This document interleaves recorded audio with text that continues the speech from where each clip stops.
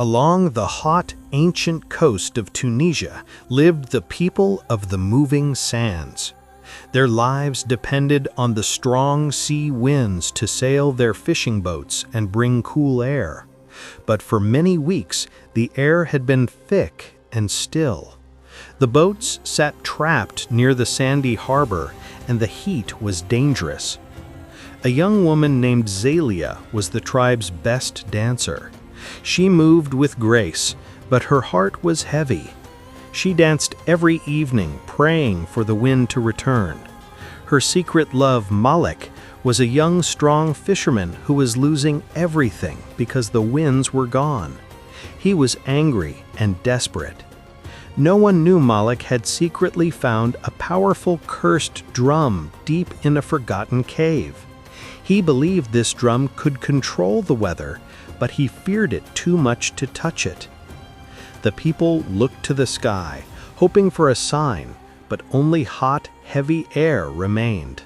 The elders decided a final, desperate dance was needed.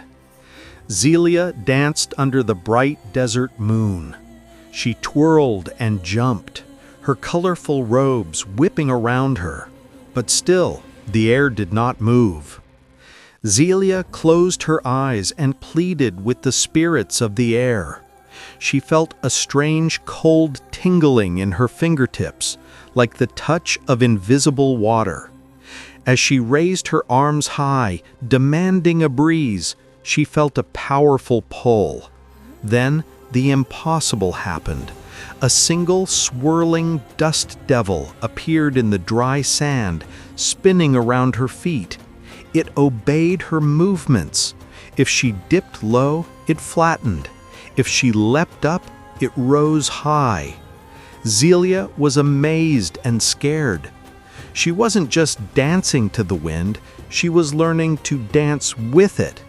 She hid her secret, knowing no one would believe she was the first wind dancer in 1,000 years. Zelia quickly understood that her new gift was a warning, not a coincidence. The wind had not simply stopped, it had been held back. She remembered a whispered story about a mythical artifact, the Draught Conch, which could silence all storms. She also remembered Malik's strange behavior. He had stopped talking about fishing and started wearing a necklace made of black volcanic stone, which smelled of the sea's deep caves. One night, Zelia followed Malik to the forbidden cave. Inside, she saw him kneeling before the monstrous Draught Conch, a spiral shell the size of a shield. The air around it was unnaturally still and cold. Malik was not afraid of the drum, he was using the shell. He was stealing the winds so that only his secret routes could be sailed, giving him control over the tribe's food supply. Malik had betrayed their love for profit. Zelia faced Malik inside the silent cave. "You are stealing the air from our tribe, Malik," she accused, her voice shaking with rage and heartbreak. Malik smirked, his eyes cold. "The wind belongs to the powerful, Zelia. With this conch, I will be the one who decides who eats." He raised the Draught Conch, trying to force the still air to pin Zelia to the cave wall. But Zelia was ready. She started to dance, her feet quickly moving across the dusty floor. She summoned the power from her core, sending invisible ripples of force into the air. The small breeze obeyed her instantly. It rushed into the cave and grabbed the cursed shell. Malik fought back, yelling, "Stop it, you crazy dancer!" It was a mythical battle. The wind dancer fighting the betrayal of her first love using only the secret power of the desert air.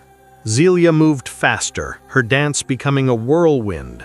The wind she created twisted and spun the air, pulling at the Draught Conch with impossible force. Malik screamed and let go as the conch flew out of his hands and smashed against the stone wall, breaking into 100 useless pieces. Instantly, a massive, roaring wind rushed into the cave, carrying the smell of rain and salt. Malik was tossed aside, defeated and ashamed.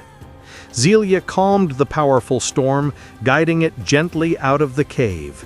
She then led the glorious cooling wind back to the thirsty village. The people rushed out, cheering and crying as the wind filled their sails and the first heavy drops of rain began to fall. Zelia, the brave young woman who had discovered her magical power, stood before them, their savior. She was no longer just a dancer.